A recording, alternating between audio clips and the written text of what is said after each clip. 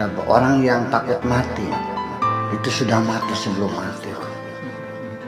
Makanya jangan pernah takut mati. Kematian itu bukan urusan kita.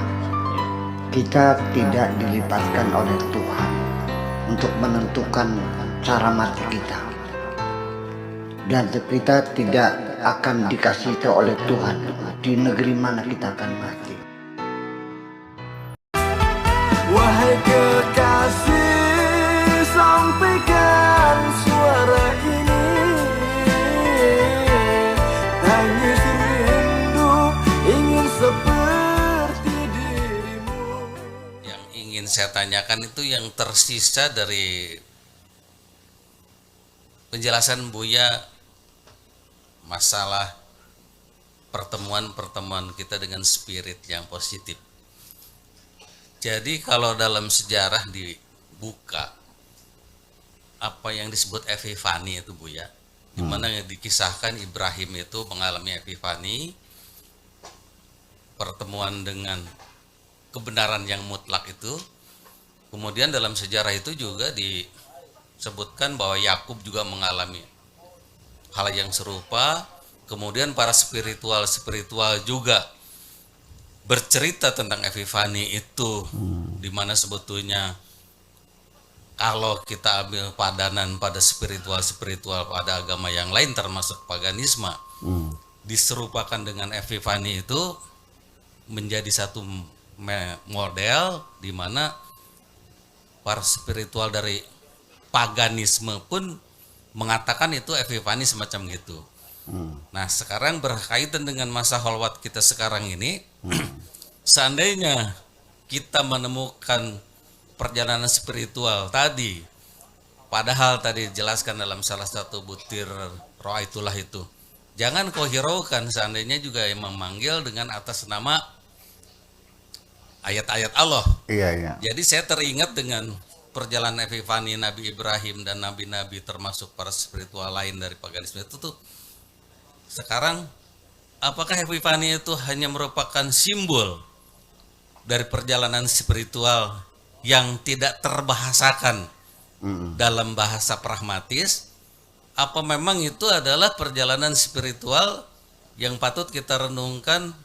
Nah, mohon penjelasan Buya. Iya. Saya rasa dengan perjalanan kita khalwat ini ada kemungkinan kita perlu memahami mana itu perjalanan spiritual yang dipanggil atas nama Allah dan dipanggil orang atau zat atau apapun yang mengatasnamakan Allah. Itu Buya. Terima kasih. Assalamualaikum warahmatullahi wabarakatuh. Itulah makanya ketika kita ingin melakukan perjalanan spiritual, apakah di situ thariqat atau suluk dan sebagainya, itu ada standarisasi para ulama sufi, ada thariqat dan sebagainya. La budda min syekhin, harus punya syekh. Sehingga muncul beberapa hadis Nabi yang ya mungkin hadis, mungkin juga pepatah ulama, man ta'allama bi ghairi syekhin fa syaikhuhu syaitan. Barang siapa yang berguru dalam spirit, belajar perjalanan spiritual itu tanpa guru, maka gurunya adalah setan. Artinya bahwa mereka yang setan-setan itu akan memanfaatkan orang yang sedang menjalani perjalanan spiritual itu disesatkan. Dia akan muncul mengaku jadi Tuhan, mengaku jadi malaikat dan sebagainya, dan orang itu percaya. Makanya perlu mursyid, karena mursyid yang berpengalaman, dia punya detektor. Artinya bisa membedakan mana malaikat, mana setan, mana Tuhan dan sebagainya. Apalagi sekelas saya, Nabi Ibrahim sendiri juga setannya muncul mengaku Tuhan kok. Iya, muncul. Ya. Aku adalah Tuhanmu. Mulai hari ini semua yang haram menjadi halal buat kamu. Ana rabbuka. Laqad ahlaltu lakal muharramat. Aku adalah Tuhanmu. Mulai hari ini semuanya menjadi halal. Sayyidina Ibrahim logikanya berjalan. Mana mungkin masa Tuhan bilang begitu? Ini setan, ambil batu dilemparin kan gitu. Dan lalu peristiwa itu kita melakukan menapak tilasinya, namanya balang jumrah. Itu seperti itu, hanya lapak tilas, ya, tidak ngelempar setan, nggak bakal kena. Saya jamin nggak bakal kena, ya kan? Bagaimana bisa kena? Tetapi artinya bahwa seringkali banyak orang disesatkan oleh setan dalam menjalani perjalanan spiritual itu, sampai dia mengklaim ketemu Jibril, padahal mah setan. Ketemu dengan Tuhan dan sebagainya, itu semuanya setan. Itu mereka bekerja siang malam untuk menggoda kita. Makanya berhati-hatilah ketika kita masuk ke dalam wilayah spiritual. Itu saja persoalannya, berhati-hati. Jangan terburu-buru percaya. Di samping setan juga mungkin saja itu halusinasi dari diri kita sendiri. Iya. Sebab dalam teorinya halusinasi itu adalah suatu gambaran yang muncul dalam pikiran kita, yang kadang-kadang kita melihatnya seperti physically kita ada di hadapan kita. Ya, itu halusinasi.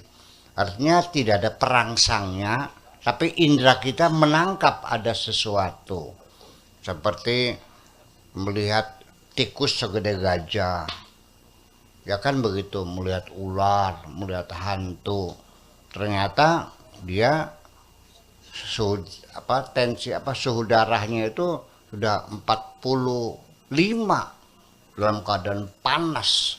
Itu terjadi ada saraf yang konslet di otaknya, sehingga muncul gambaran-gambaran sifatnya halusinasi yang sebetulnya tidak ada. Itu hanya halusinasi aja, perangsane bae, kelayap kelihatan setan. Ya, jam di dinding goyang-goyang, perangsane. Nah, itu halusinasi semuanya itu. Atau datang orang tua yang ngaku jadi malaikat dan sebagainya, itu halusinasi. Ya, tetapi kalau ilusi itu memang ada materinya, perangsangnya ada. Ya, umpamanya kita sedang berjalan malam hari, ada 2 pohon pisang yang daunnya bersambung, kita berilusi, ya, melihat seperti kelelawar, ya, yang sebesar itu. Padahal itu adalah daun pisang yang menyatu, dikiranya kelelawar yang sebesar itu. Itu namanya ilusi. Kalau perangsangnya tidak ada, namanya halusinasi. Terjadi halusinasi adalah secara neuroscience, adalah sebabnya karena ada saraf-saraf tertentu yang rusak, karena kita suhu panas kita sangat tinggi, sehingga terjadi, kalau kabel mah konslet lah, ya, akhirnya memercikan api dan sebagainya. Oleh karena itu, kepada kita semuanya, nanti apapun yang kau lihat di sini, abaikan semuanya itu. Ya, jangan mengambil keputusan apapun. Oke?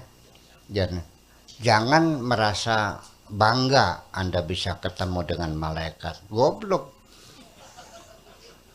Ketemu malaikat ya senang. Bukan, pangkatnya kamu sama malaikat tinggi mana sih? Apa kamu disuruh bersujud malaikat atau malaikat suruh bersujud kepada kamu? Jadi kalau rabbuka lil malaikati isjudu li Adam fasajadu. Mereka suruh bersujud kepada Bani Adam. Bahkan sebelum kita terlahir dari perut ibu, ketika masih dalam perut ibu, Allah sudah menyuruh para malaikat suruh bersujud kok. Wa idza sawaitu wa nafakhtu fihi min ruhi faqa'u lahu sajidin. Malaikat sudah disuruh bersujud kepada kita ketika kita masih berbentuk embrio, yaitu usia 4 bulan, sudah ditiupkan roh dari Tuhan, malaikat bersujud. Jadi siapa yang pangkatnya tinggi? Mungkin nggak ada seorang jenderal seneng banget ketemu sama kopral? Jadi artinya bahwa kamu nggak paham, kamu ini jenderal, ngapain berbangga-bangga, apalagi mending malaikat mana, punya jin gorong-gorong, merasanya paling sakti sendirian, hanya bikin repot aja kok. Ya tiap hari minta makan tapi kerjanya nggak bisa. Iya. Inna rijalun minal insi ya'uduna bi rijalin minal jinni fazaduhum rahaqa. Orang yang meminta-minta sama jin itu nggak ada manfaatnya kok, hanya membuat lelah saja. Beli pegel bayang, makan yang gajinya kerjanya beli bisa. Kerja makan tiap hari kita kasih makan, yaitu dengan menyan segala macam. Ya, tapi ketika suruh ngambil duit juga nggak bisa. Iya kan, seperti itu. Jadi nanti pada ujungnya ada banyak kemungkinan. Ya bisa malaikat beneran, bisa setan ngaku malaikat, bisa setan ngaku jadi Tuhan, bisa halusinasi, bisa ilusi, dan itu semuanya kemungkinan. Tapi saya tidak akan menuduh siapapun. Tetapi yang jelas bahwa kita umat Islam itu ada standarisasi ketika menjalani perjalanan spiritual. Itu perlu ada pemantauan khusus dari sang guru namanya syekh, atau istilahnya adalah mursyid. Dan bapak-bapak juga saya mohon maaf bahwa dulu saya ikut puasa di hutan 40 hari. Kalau yang saya bimbing itu seminggu nggak makan, nggak minum, nggak tidur, saya juga di sampingnya, artinya di hutan bersama-sama ya nggak makan juga, nggak minum juga, nggak tidur juga seminggu, dan seterusnya. Nah sekarang saya sudah tidak bisa lagi mumpuni, ya saya paling hanya sehari 2 hari nanti saya sini lagi gitu aja. Mungkin setiap malam Rebo kita akan kasih pengajian ya untuk ini. Ya mungkin kalau hari kosong juga saya kesini. Ya tetapi saya kasih peringatan mumpung pasti dikenanya. Jadi abaikan saja dulu. Apapun yang kau lihat, apakah perempuan cantik jelita, apakah sesuatu yang menyeramkan, atau yang aku malaikat, atau juga mungkin bapak-bapak melihat saya di gubuk, melihat itu, udah abaikan sajalah. Dan biasa masuk dalam mimpi, saya juga aneh kenapa banyak orang mimpi saya ya. Iya, saya juga nggak tahu, saya nggak pernah nyebar mimpi kok. Tapi sementara abaikan saja dulu. Percayalah bahwa Tuhanmu tidak seperti apa-apa. Itu yang penting. Terima kasih.